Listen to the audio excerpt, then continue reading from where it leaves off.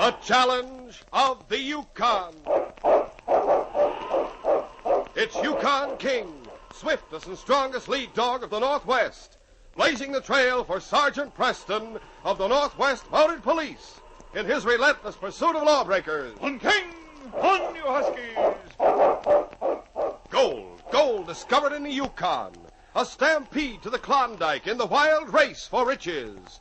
Back to the days of the gold rush, with Sergeant Preston and his wonder dog, Yukon King, as they meet the challenge of the Yukon.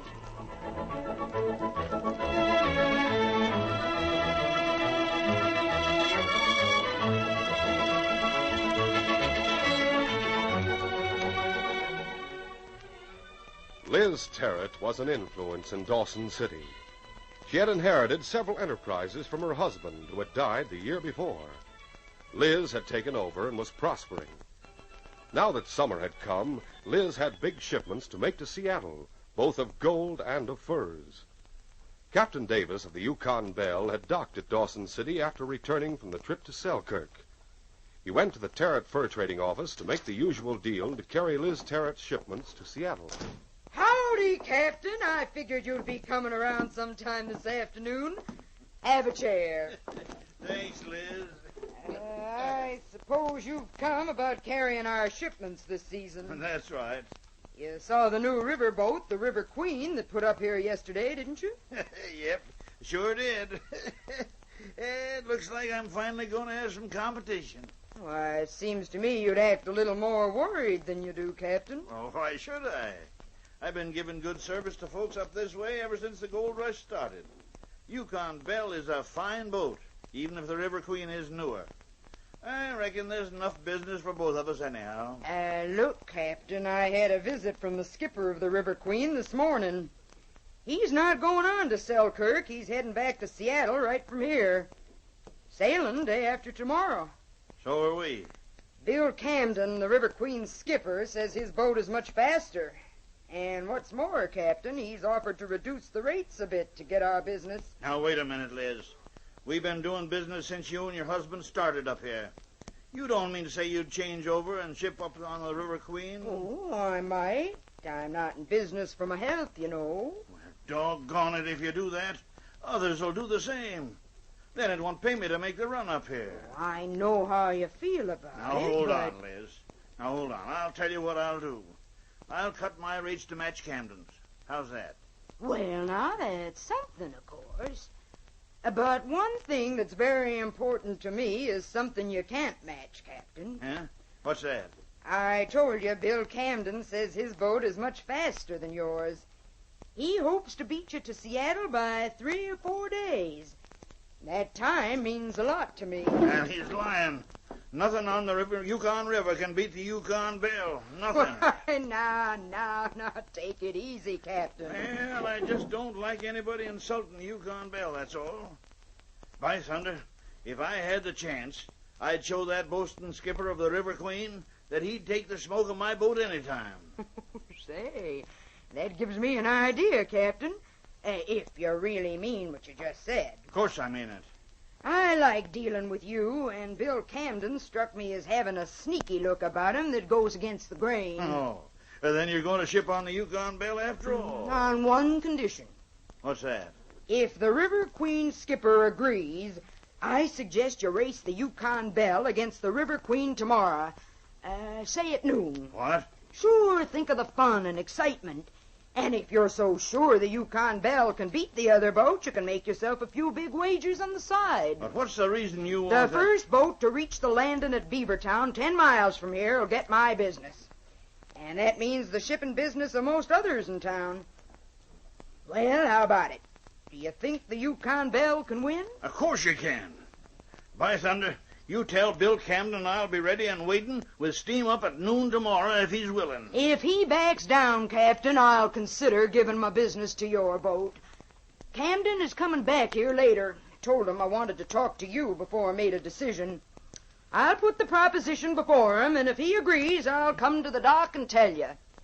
Later that afternoon, in Skipper Bill Camden's cabin on board the River Queen, Bill was talking to his first mate, Larry Smith. Larry, just gave him Liz Terrett's office. Did you get the agreement for carrying her stuff? No, I thought cutting the rates would do the trick. But Captain Davis said he'd match our rates.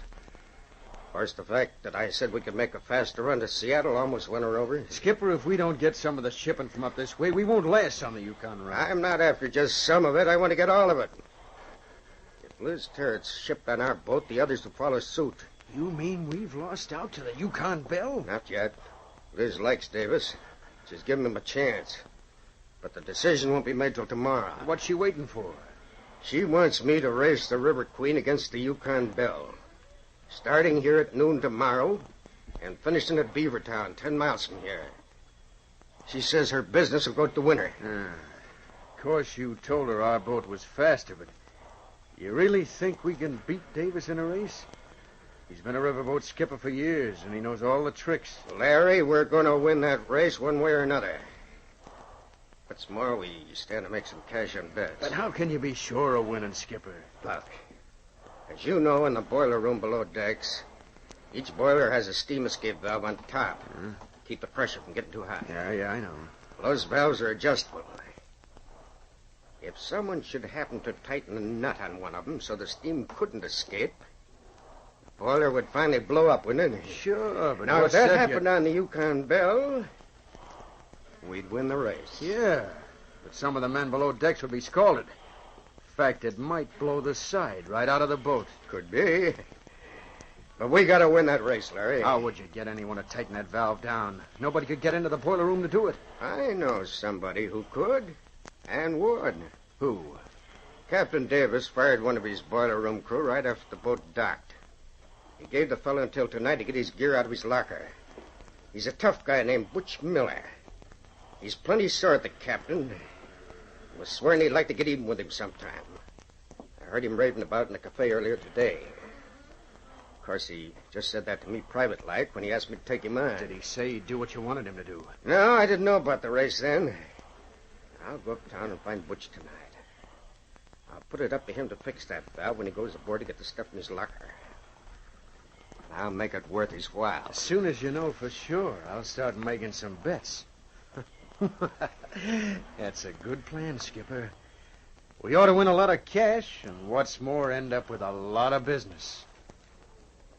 It was still early evening when Sergeant Preston stopped in front of Northwest Mounted Police Headquarters. Oh, Blackie. Oh, boy. Come along, King.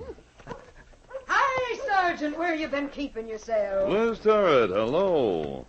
Well, I've been on a patrol to 40 Mile. King and I just arrived in Dawson. You got back just in time for all the excitement. What excitement? The big riverboat race at noon tomorrow. The Yukon Belle is going to race the new boat, River Queen. I noticed a new boat tied up alongside the Belle. What's the occasion for the race? Well, I reckon you can sort of blame me for that, Sergeant. You see, I'm giving my business to the one that wins. I see. I'll be fighting for fairly high stakes, then. If your business goes to the new boat, the other shippers will follow. I reckon that's true, but that's not the only stake. I hear everybody at the cafe is wagering practically all they have on the race.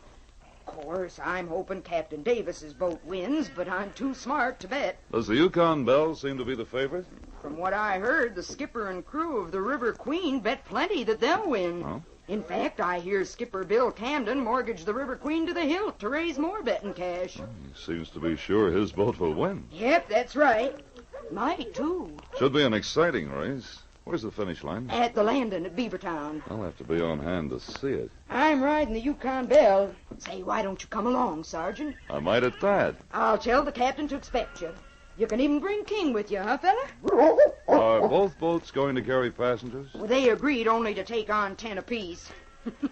Skipper Bill is charging high prices for his 10, but the captain is carrying 10 of us for free.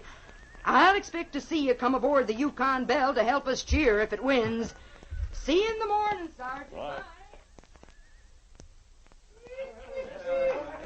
Meantime, Skipper Bill and his mate Larry Smith sat in the cafe at a secluded table, talking to Butch Miller, the hand who had been discharged from the Yukon Belle. Now, Butch, you got everything straight about what you're to do when you go aboard Davis's boat for your gear tonight. Yeah, I know just what to do. Are you sure no one will question you being in the boiler room? No one's aboard right now but the night watch. He knows I'm to go there to get my stuff. The others are all uptown here. Well, I don't want any hitch in this. I bet my last dollar on the River Queen winning. You just keep your end of the bargain, Skipper, and you can count on winning that race tomorrow. I've already paid you $100. If you go through with it and we win, you'll get another 100 and a job on my boat. And be sure you don't go shooting off your mouth to somebody, Butch. Don't worry. I've already bet the 100 the skipper give me on the River Queen to win. Well, I guess that proves you're sure you can go through with the plan. Yeah, I'm satisfied he will. Now, let's get out of here now, Captain. Butch will be going aboard the Yukon Belle soon. I'll wait a while. Then when it's done, I'll come up to your cabin, Skipper, and tell you. Good. We'll be waiting. So long, Butch. Let's get going, Larry. Later that night, Sergeant Preston decided to stroll along the waterfront and look over the two boats. Taking King with him, he left his quarters and walked toward the shadowy, deserted docks. Well, King, there are the river boats that will compete in the race tomorrow. The River Queen's a newer boat, but the Yukon Belle's well built. She's the one we'll sail on, fella. Think you'll like that? As the Mountie and his dog approached the dock, Sergeant Preston suddenly stopped. Wait, boy. He drew back in the shadows as he saw a furtive figure come down the gangplank of the Yukon Belle with a canvas bag slung over his shoulder. Oh, must be one of the deckhands. As Sergeant Preston stood watching, the man's figure stopped on the dock, looked around suspiciously. Then, seemingly satisfied, he quickly walked to the gangplank of the River Queen and went aboard. That's strange. I'd like to know more about him, fella. Probably hasn't done anything wrong in going from one boat to the other, but you might as well check with the night watch on the Yukon Belle. Come on, King. We'll try to find out just what's going on. Sergeant Preston strolled up the gangplank of the Yukon Belle and was met by the man doing the night watch. Who's that coming aboard? You better wait right... Oh, a Mountie. Yes, I'm Sergeant Preston. Evening, Sergeant. If you're looking for the captain, he's gone ashore. Fact is, most everyone's ashore tonight. I didn't come aboard to see the captain. I came to check on a man I saw leaving this boat a moment ago. Oh, yeah, that's a hand the captain fired today. He came aboard to get his stuff from his locker. Name's Butch Miller. Oh, I see. It's all right, then. He acted a little odd when he got on the dock, so I decided to check on him. I checked him aboard, Sergeant. Believe me, he's good riddance, too. Miller was a heavy drinker on the job, and he was always causing trouble. Oh, well, his new skipper will be in for trouble, then. He won't get a berth on any other riverboat. No other skipper'd take him, especially out of Dawson City. Butch Miller's reputation is well known around this town by now. Oh, that's strange. He looked around when he reached the dock as though he didn't want to be seen, then went aboard the River Queen. Went aboard the River Queen? That's right. Can't figure that. Captain Davis notified Skipper Bill Cameron about Miller today. I see. Well, thanks for the information. Come on, King. We'll go on back to quarters. Meantime, on board the River Queen in the skipper's cabin, Butch Miller was reporting to Bill Camden. Well, Skipper, it's all done. Now all you have to do is wait till tomorrow. You below deck saloon, Butch? Yes, sir. Tighten that valve down so as it won't work. It won't be noticed till the steam pressure gets so high it'll be too late to loosen it in time to keep the boiler from blowing up. And when that happens, the Yukon Belle will be out of the race. It could be more than that. The explosion might blow a hole that'll sink the boat, or it might start a fire that'll burn it to the water's edge.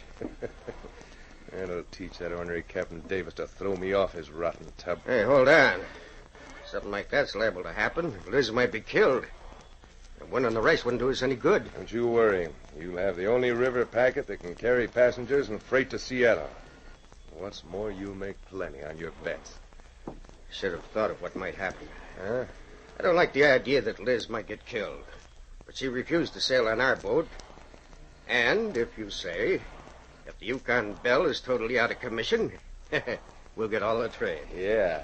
Now, there's one thing, Skipper, that I want to bring up. What's that? I want more cash right now. Huh? And the promise of more later. Now, see here, Butch. I'm giving you a job on this boat, along with Sit some down, cash. Skipper. Sit down and take it easy. Look, if I was to tell what I know to the Mounties now, you'd stand to lose the race and come in for some uncomfortable questioning. You fool, you go to jail for fixing that valve. I'd go back and loosen it before I told them. Of course, if I told them after the boiler blew, I might go to jail, but you'd go with me. And maybe for murder. Why, you... Now, look, take it easy. Didn't say I would tell. I'm just pointing out what could happen if I did. You stand to gain plenty, and I want to get some of it. Well, all right. Before we start the race, I'll give you more cash. And I'll give you 10% of what I win. Fine. Maybe someday I'll be first mate on the River Queen, huh? Who knows? Take your gear below, Butch. I'll see you in the morning. All right. I'll leave my stuff and go uptown to the cafe for a while. See you in the morning, Skipper. After Butch Miller left the River Queen to go to the cafe, Skipper Bill Camden went to Larry Smith, his first mate, in his cabin. Larry, I got something important to talk over. What is it, Skipper? We got to do something about Butch Miller. Why? What's happened? He fixed the valve on the Yukon Bell tonight. Now he threatens to do some talking if I don't pay plenty. I never thought of that. He could blackmail us from now on. Yeah. And one of the things he wants is your job as first mate, Larry. What? You mean you're going to I didn't say that. But remember, after the race is over, and Yukon Bell disabled, he can force us to do most anything. Unless... Unless what? Unless something happens to Butch Miller. That's one way you can make sure he doesn't get your job. I see what you mean. Look, Butch is at the cafe right now. If you watch till he heads back here at the boat, you'll have a chance. Maybe he won't come back alone. Oh, yes, he will. None of the other men are friendly to Butch. I suggest you get him in the dark and sock him with your gun butt. I'll wait and watch him up on deck. Give me a signal, then I'll have to carry him to the old fisherman's shack up beyond the docks. What good'll that do? I mean, why keep him alive in the shack? When he comes We'll to... tie him up. And after the race, if we win, and Yukon Bell blows up, we'll finish him off. But if nothing happens, we win anyhow. Can't bother us. But if we lose on account of the boiler not blowing, Butch will wish he was dead several times over before we get through with him. That's a good idea. No use having a killing on our hands unless things happen the way they're supposed to. I'll go watch for Butch right now. After I let him have it, I'll give a low whistle. Then you come help. It was well after midnight when Butch Miller left the cafe and made his way toward the docks. He was alone and moved with slow, unsteady steps into the shadows near the docks. I'll show him Butch Miller ain't no fool.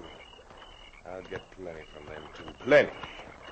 Hey, who's that? What do you want? This'll keep you quiet, Miller. Oh! That did it. I better signal the skipper now.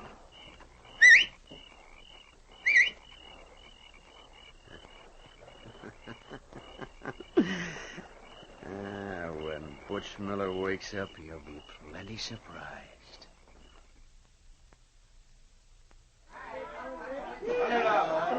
The following morning, about an hour before the starting time of the race, the whole town was in a state of excitement. People lined the banks of the river for miles, and small craft drifted offshore, waiting to follow in the wake of the two river packets. As Sergeant Preston, with King at his side, went up the gangplank of the Yukon Bell, the sailor who had been on night watch came along just behind him. The sailor spoke. Morning, Sergeant. I was on night watch when you came aboard last night, remember? Yes. You must have been wrong about seeing Butch Miller on board the River Queen last night. Oh? Why do you say that? Well, because I just came from over there. You see, a fella came from the cafe this morning bringing Butch Miller's cap, which he left behind. He gave it to one of the deckhands. Well? I told Captain Davis about what you said, that Miller went aboard the River Queen. He told me to take the cap over and leave it for him. Is that the cap you have in your hand? Mm-hmm. Has Butch's name penciled inside it. Why didn't you leave it? Well, the men over there on the River Queen say Butch isn't aboard. What's more, they said his duffel bag isn't below decks. In other words, he's not a part of the crew, and nobody's seen him. But I saw him go aboard. Yeah, so you said. I thought maybe he went to ask for a job and got turned down. That'd account for his stuff not being aboard. But I asked Smith, the first mate, and he said he didn't know anything about Miller. Didn't see him last night. Skipper said the same thing. That's odd. You give me Miller's cap, I'll go ashore and see if I can locate him. Sure, Sergeant. But don't stay too long or you'll miss the race. I'll get back in time. Now, here's a cap. Thanks. Come on, King. We'll go to the cafe and try to locate Butch Miller. Sergeant Preston went to the cafe and made inquiries about Butch Miller, learning that he had left the cafe late the night before, going out the back door. Preston left the cafe and, taking King around to the back, held out Butch's cap. Here, King. Get the scent from this fella. Find him, King. Find him. The intelligent dog stood for a moment, and then, sniffing the ground near the back door of the cafe, he stopped and barked to indicate he had found the scent. All right, fella, go find him. The trail King was following led back toward the docks. The crowds along the waterfront confused him somewhat. Finally, because of his intensive training and keen sense of smell, the great dog made his way to the shack where Butch had been taken. Sergeant Preston pushed open the door of the shack and entered with King. Oh, someone's over there on the bunk. Man, tied and gagged. Must be Butch Miller. Take it easy. I'll take away your gag and untie you. There. They did it. Look, I've been here all night. Wait, I'll cut your cords. There.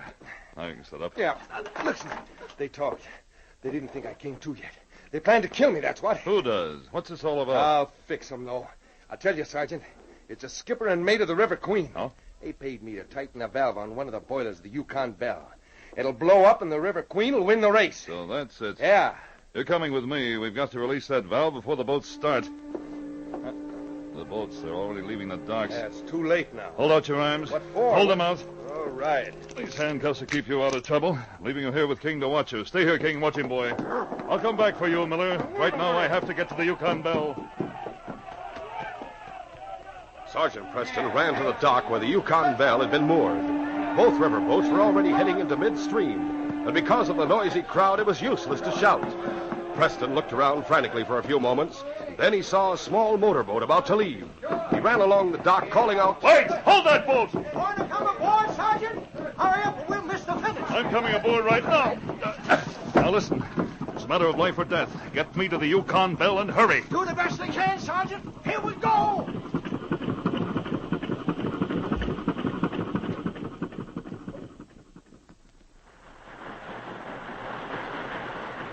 On board the Yukon Belle, Liz Tarrant stood beside the captain on the bridge. Her face was flushed with excitement as the two boats moved along side by side. Hey, by thunder, Captain, this sure is exciting. Sorry Sergeant Preston didn't make it. He's really missing something. Don't know why he isn't here.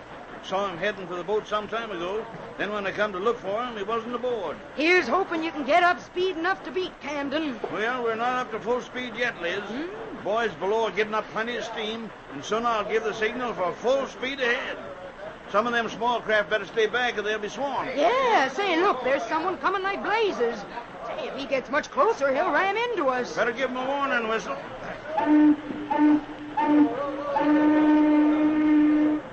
Guess they're plumb loco. Don't pay any attention. Say, look, one of them's standing up, waving. Give him a telescope. Hey, that's Sergeant Preston. I can see his red mounted jacket. He's crazy to think you'll slow down for him to come aboard now. Preston isn't a man who does crazy things, Liz. I got a feeling something's wrong. I'm slowing for him. No, don't do it, you fool. You'll lose the race. I'll take the chance. Now we're losing speed. And the River Queen is forging ahead. Maybe so. But I'm taking Preston aboard to find out what's happened. Get in line over there. A rope ladder was quickly thrown over the side, and as the big boat slowed, the motorboat carrying Preston came alongside. In a few moments, the Mountie had climbed aboard. I was afraid I wouldn't make it. I came down from the bridge to see why you waved us down, Sergeant. The captain is waiting up there for you. Tell him I have something to do, and it has to be done quickly. Oh, all right, Sergeant. As Sergeant Preston made his way down into the engine room of the boat, he heard one of the stokers shout, Hey, look at the gauge on boiler 2. It's going to blow any minute. Let's get out of here. Wait! That valve has to be loosened. Now we're getting out. A wrench. Where's a wrench? It's hanging next to the boiler. Come out of there, Sergeant. You'll never make it. You can't do anything. Not heeding the stoker's warning, Preston rushed over and got the wrench. Then he went to work on the escape valve of the boiler. He could see that the pressure gauge already indicated great danger, but he knew lives might be at stake. Have to get it loose. Have to. For a tense moment he worked while the stokers huddled across the engine room near the companionway to the deck. Finally, the nut loosened, and Preston fell back as a great rush of steam hissed from the escape valve. Hey, the sergeant fixed the valve, but he must be buzzed. Yeah, you gotta get him up on deck. I'm all right. I threw myself to the deck and buried my face in my arms. My arm's scalded, but it isn't serious. I'll signal the captain full speed ahead. Tell him I said so. Right away, Sergeant. Sergeant Preston's message was given through the hollow signal tube. And a short time later, the Mountie went to the bridge where the captain and Liz were waiting. He told what he'd learned. By thunder, it might have sunk the boat with all hands on board. Win the race now, Captain. Later, Sergeant Preston will settle with Skipper Camden and his mate. You just win the race and make him lose everything he has. Go to it, Captain. Full speed ahead. All right, Sergeant, here we go. Full speed ahead. Slowly but surely, the Yukon Belle moved up on the River Queen. For a short time, they ran neck and neck. And then the Yukon Belle crept ahead until at the finish line, she won by a full length.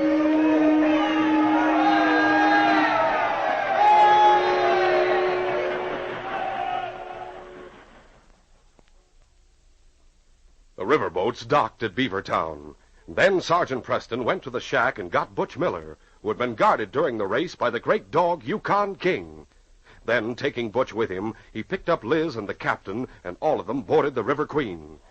They entered the skipper's cabin, where Skipper Camden was talking to the mate, Larry Smith. Preston opened the cabin door and entered without knocking. Well, looks like you couldn't wait to crow over me, Captain. Let me tell you.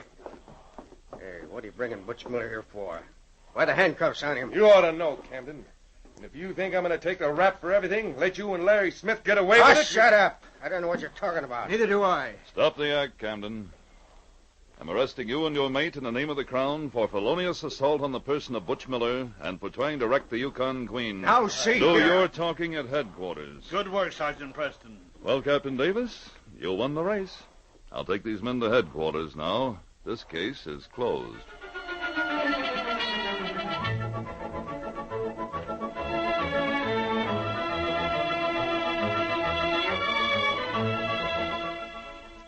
We now take you to Northwest Mounted Police Headquarters in Dawson.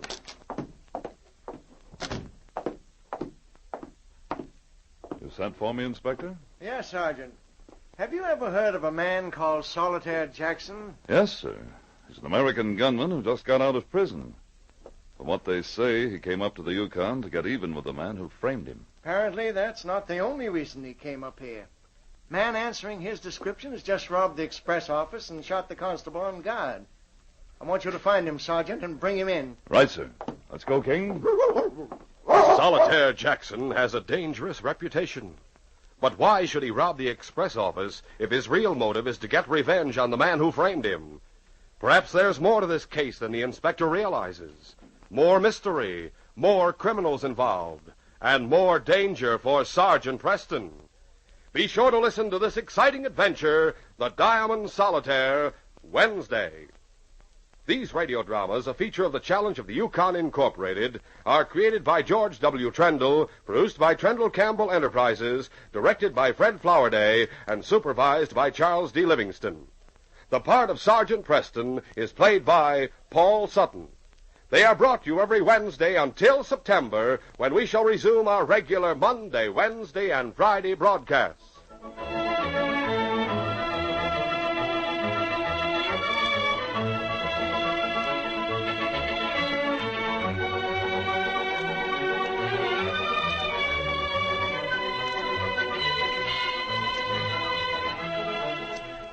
This is J. Michael wishing you goodbye and good luck until next Wednesday.